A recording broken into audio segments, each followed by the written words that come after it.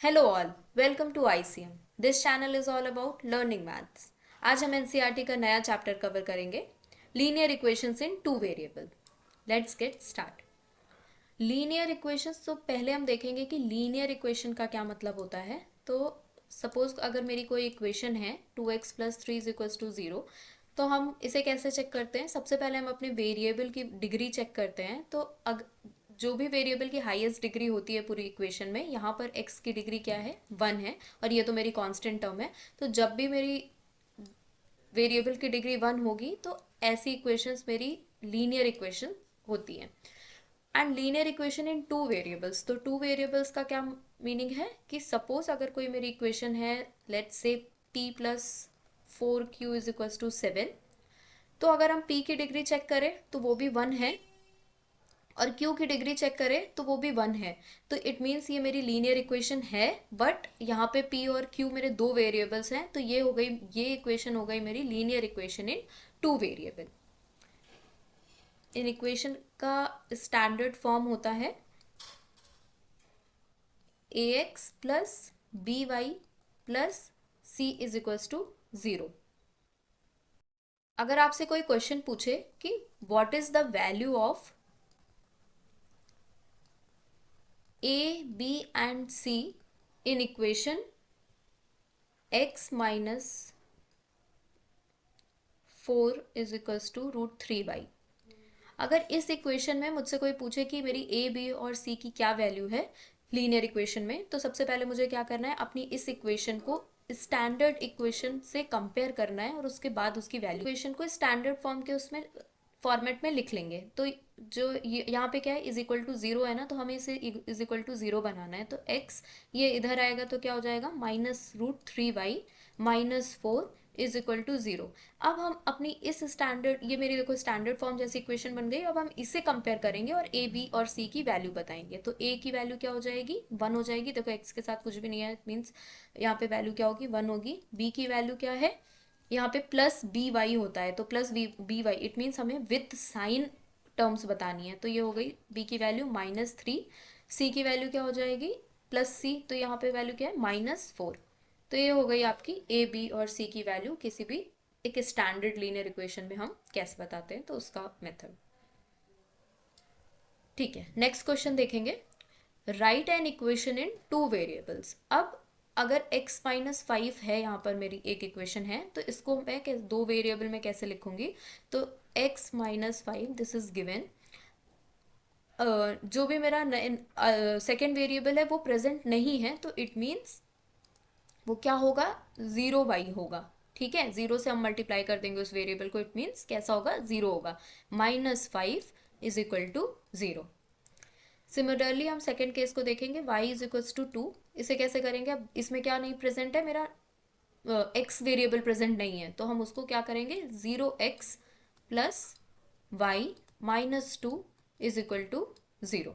तो ये इक्वेशन आपकी हो गई equation in two variables. Next question. The cost of a notebook is twice the cost of a pen. Write the linear equation in two variables to represent this statement. तो देखो पूरे question में clearly mention है कि linear equation और कितने दो variables होने चाहिए।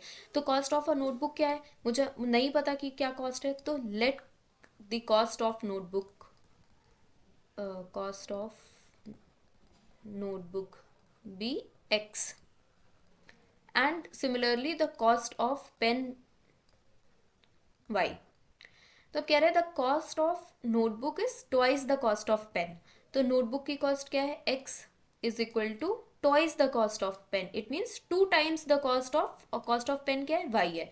तो अगर हम इसे अपने स्टैंडर्ड फॉर्मेट में लिखें, यानी RHS के साइड 0 बनाना है, तो x - 2y = 0।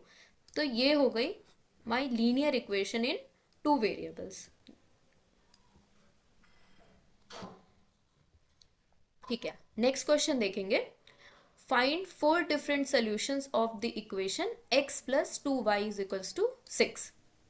जब भी आपको किसी लीनियर इक्वेशन के या फिर इक्वेशन के डिफरेंट सॉल्यूशंस फाइंड करने को कहा जाए, तो सबसे पहले जो इसका इजी मेथड होगा, हम उसमें क्या करेंगे, सपोज केस 1 ले लेते हैं।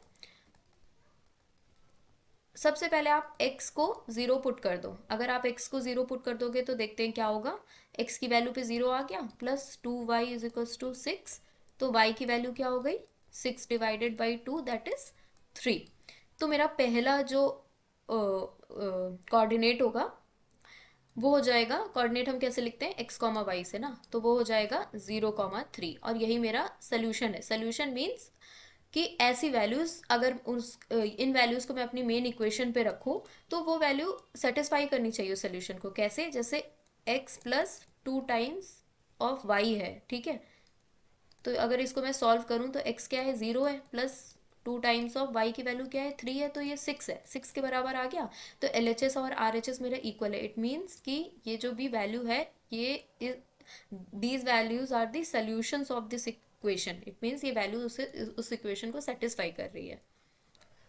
अगला केस लेंगे जिसमें हम y को 0 कर देंगे, ठीक है। y को 0 कर दिया तो यहाँ क्या हो गया, x plus 2 times of 0 is equals to 6। तो x की वैल्यू क्या आ गई, 6 आ गई। तो अगले अगले पॉइंट्स क्या आ गए मेरे, वो हो जाएगा 6,0। नेक्स्ट केस देखेंगे, आप कोई भी वैल्यू ले सकते हो। नेक्स्ट केस अगर हम y की वैल्यू 2 ले लें तो लेट्स सी क्या होगा, x plus 2 times of 2 is equals to 6। ये कितना हो जाएगा, 4 हो जाएगा। 4 उधर जाएगा तो माइनस में हो जाएगा, 6 माइनस 4 दैट इज 2। तो x और y नेक्स्ट पॉइंट मेरे क्या आ गए, 2,2। नेक्स्ट केस लेंगे क्योंकि हमें 4 डिफरेंट सोल्यूशंस फाइंड करने हैं यहाँ पर। सपोज अब x की वैल्यू आप कुछ भी ले लो, x की वैल्यू लेट से हम ले लेते हैं 1।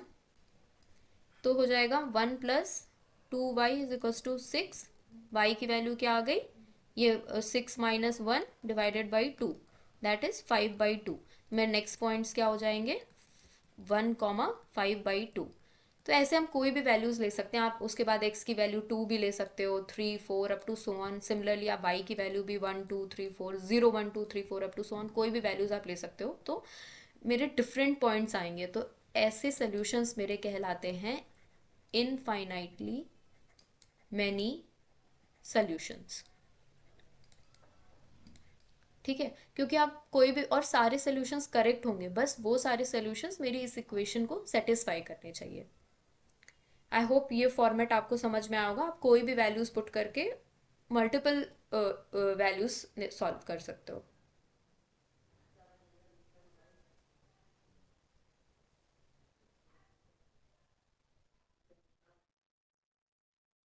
आप कोई भी वैल्यूज एक्स वाई की पुट करके सोल्यूशंस फाइंड कर सकते हो, ठीक है।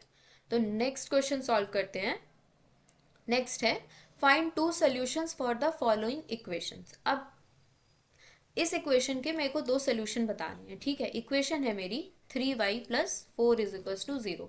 देखो, सबसे पहली बात, इसमें x एब्सेंट है, ठीक है। एक मेरा वेरिएबल नहीं है, और ये वेरिएबल से पहले हम अपनी इस इक्वेशन को स्टैंडर्ड फॉर्मेट में बना लेंगे। तो 0x plus 3y plus 4 is equal to 0, क्योंकि मेरा x वैल्यू यहाँ पर प्रेजेंट नहीं है, ठीक है। तो next solution find, first solution find करने के लिए हम क्या लेंगे,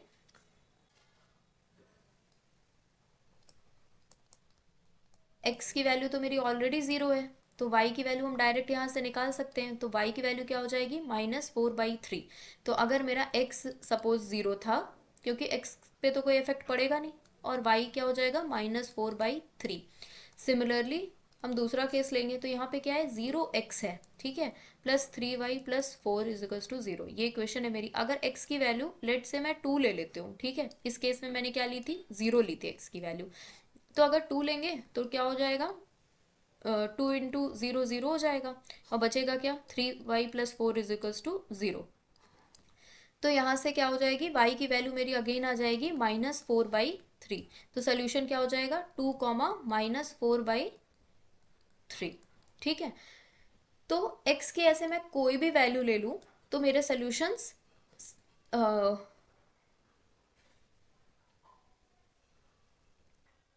तो x की मैं ऐसे इनफाइनाइट वैल्यूज ले सकती हूँ और उससे मेरे सोल्यूशंस फाइंड हो जाएंगे। आप 0 1 2 3 4 कुछ भी ले लो, क्योंकि x की वैल्यू तो यहाँ पर अल्टीमेटली 0 ही हो जानी है और y की वैल्यू -4/3 निकल के आएगी।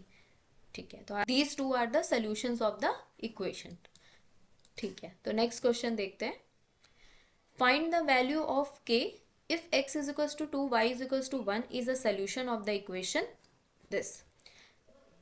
अब की बार क्या है इस क्वेश्चन में, क्या है, मुझे x और y की वैल्यू गिवन है और पता है कि these values are the solution of this given equation. ठीक है, और उसके बाद मुझे k की वैल्यू जो मेरा अननोन है उसकी वैल्यू फाइंड करनी है। तो सबसे पहले आप क्वेश्चन समझना बहुत इंपॉर्टेंट है कि इस बार मुझे इसका सोल्यूशन गिवन है। अब सोल्यूशन गिवन है तो इसका क्या मतलब होता है, इसका ये मतलब है कि ये सोल्यूशन मेरी इस इक्वेशन को सेटिस्फाई करेंगे। ठीक है,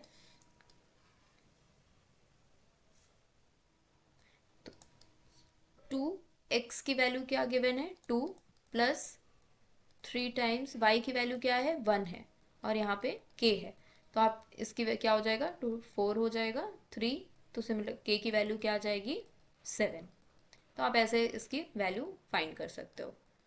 तो आपकी एनसीईआरटी बुक में बहुत सारे ऐसे क्वेश्चंस गिवन हैं, so please keep practicing these kind of questions. If any doubt do ask me in the comment section. Thank you.